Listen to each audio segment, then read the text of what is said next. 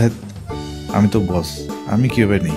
দূর, খাইতে ইচ্ছা করতেছে। ধ্যাত, বাইগান। আমি তো কিছুদিন পর ম্যানেজার হয়ে যাব। আশপাশে ছোট ছোট ভাই বেড়াদার আছে, একটা ভদ্রতা আছে না? চুপ থাক।